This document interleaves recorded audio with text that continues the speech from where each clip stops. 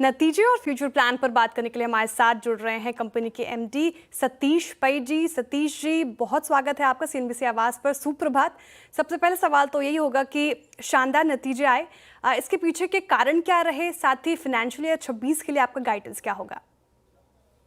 हाँ, तो हम लोग जो गाइड कर रहे हैं कि Q2 Q1 के मुताबिक मोरलेस इक्वल रहेगा, पर second half of the year पे स्पेशली नोवेलिस का परफॉर्मेंस में काफी डिफरेंस, आपको पॉजिटिव डिफरेंस देखने को मिलेगा। इसलिए हम लोग बोल रहे हैं कि second half of the year में नोवेलिस का परफॉर्मेंस फर्स्ट हाफ से बेटर रहेगा।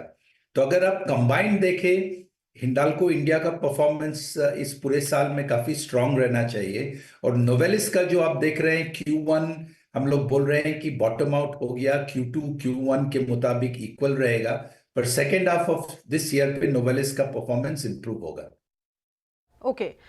गुड मॉर्निंग सर, कंचन बात कर रही हूँ। जैसे कि आपने मेंशन किया अभी नोवेलिस के नंबर्स के बारे में, अगर हम Q1 के नंबर्स देखें तो हम नंबर्स डेफिनेटली हमें वीकर साइड में देखने को मिले हैं। अगर पर्टिकुलरली इस सेगमेंट के रेवेन्यू और गाइडेंस की बात करी जाए तो किस तरीके का आउटलुक है?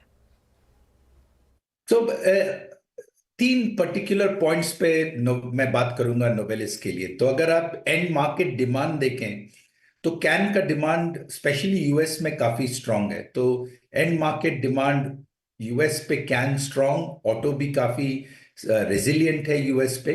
स्क्रैप स्प्रेड्स अगर आप देखें Q4 में बॉटम आउट हो गए और स्क्रैप स्प्रेड्स अभी Q1 में इंप्रूव होना शुरू हो गया है।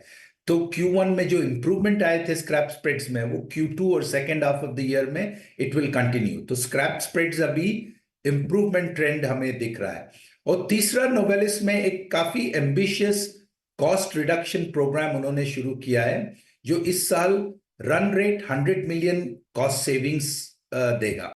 तो ये तीनों सेक्टर में and market demand strong, scrap spreads का इंप्रूवमेंट और कॉस्ट रिडक्शन प्रोग्राम, इन तीनों के बेसिस पे नोवेलिस का मार्जिन्स और performance second half of this year पे इंप्रूव होगा। स्क्रैप स्प्रेड्स का आपने जिक्र किया सतीश जी, सवाल भी मेरा अगला उसी पे था। पहले तो ये बताइए कि कॉपर और एल्यूमिनियम प्राइसेस का आउटलुक क्या है, और साथ ही करंट लेवल्स पर क्या आप स्प्रेड्स स्टेबल देख रहे हैं?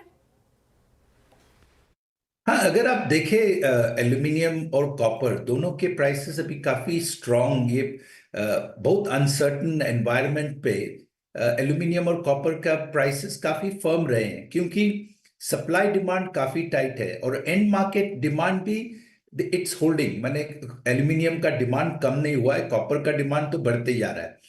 तो ये अनसर्टनिटी रीजनल प्रीमियम के ऊपर इंपैक्ट आ रहा है।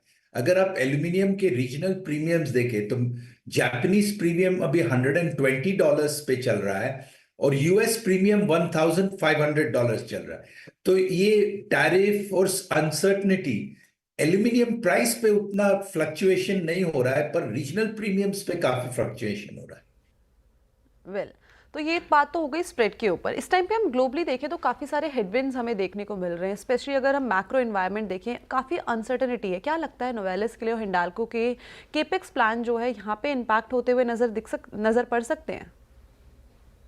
नहीं, हमारा जो कैपेक्स के प्रोग्राम होते हैं ये बड़े प्रोजेक्ट्स है, 20-30 साल के ऊपर डिपेंडेंट है। तो 1-2 साल के अनसर्टनिटी के लिए हम अपना कैपेक्स प्लान को नहीं बदलते हैं। तो नोवेलिस का जो प्रोग्राम है $4 बिलियन का Bay Minette project next year complete होगा।